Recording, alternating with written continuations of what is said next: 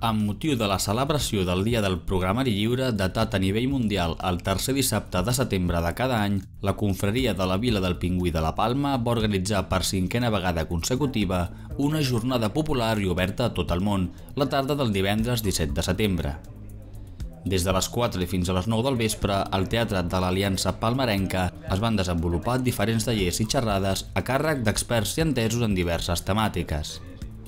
Aquest cop, la confraria va oferir un ventall d'opcions força homogeni, donant la possibilitat de participar i aprendre tant a usuaris novells com a gent amb coneixements més avançats. En realitat cada any és molt diferent, o sigui, el que busquem és una mica no repetir-nos, no caure en les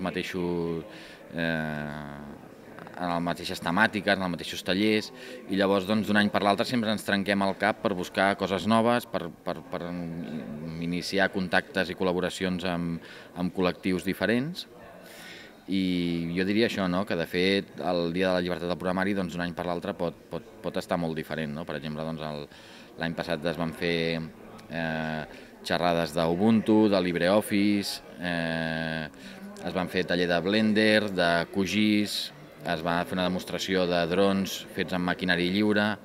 Per tant, diríem que d'una edició a una altra pràcticament no té res a veure, és com començar de zero.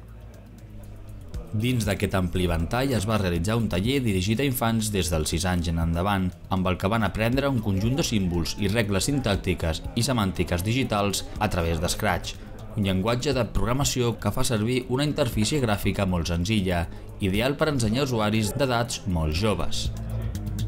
També es va fer un taller explicatiu i pràctic de Wikidata, una de les bases de dades digitals amb més notorietat i de la qual es nodreix sobretot la Wikipedia.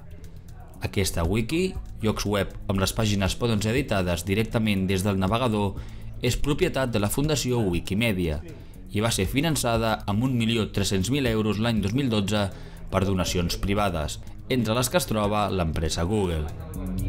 La mateixa confraria va realitzar una Hackathon Open Data, una mena de reunió oberta on tots els participants programen amb un objectiu comú, que en aquest cas va ser la creació d'una aplicació que fes servir dades de projectes lliures i col·laboratius, com per exemple OpenStreetMaps, Wikidata o Wikipedia. Els membres del projecte Gifibash també van participar en aquesta 5a jornada de programari lliure a la Palma, amb una xerrada sobre el projecte Gifinet, una xarxa de telecomunicacions oberta, lliure i neutral, en la qual cada participant, al connectar-se, estén la xarxa i obté connectivitat. D'aquesta manera es busca desvincular els ciutadans dels oligopolis i de les grans empreses de telecomunicacions, projecte que també es vol implantar al nostre municipi. Un altre d'aquests tallers va ser el de GIMP, una aplicació lliure d'edició d'imatges, molt similar al conegut Photoshop. Que és un programa de retoc d'imatges, de retoc de fotografies, de dibuix també, de dibuix del que es diuen imatges de mapa de bits,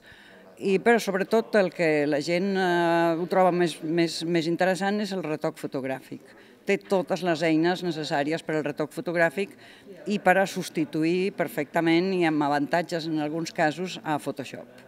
que no és ni lliure ni gratuït. El taller consistirà primer en una demo de totes les possibilitats i després en què tothom pugui posar en pràctica el que hagi après o el que li interessi més fer. A la jornada de marcat caràcter pràctic també es va dur a terme un taller d'instal·lacions per a la Raspberry Pi, un ordinador de placa petita dissenyat amb l'objectiu d'estimular l'ensenyament del llenguatge de programació a les escoles. Ensenyar a configurar-lo i a preparar la targeta que es necessita per instal·lar i per començar a treballar amb l'ordinador aquest. Llavors faré un taller per aprendre a instal·lar-lo en diferents ordinadors, Windows, Linux o Macintosh. I és res, just a l'inici per començar a veure què es pot fer amb aquest ordinador, que la veritat és que pot fer de tot. La idea inicial amb el que el van fabricar és un ordinador de baix cost, costa 40 euros, i la idea inicial era perquè els nens aprenguin a programar i sobretot està basat en Scratch, aquí també faré un taller de Scratch, em sembla, i és un llenguatge perquè els nens aprenguin a programar de forma fàcil i ràpida. Però llavors ha anat creixent tant el projecte aquest que s'han fet moltes més coses, servidors multimèdia, consoles de jocs, servidors de música, hi ha milers de capacitats, a sobre té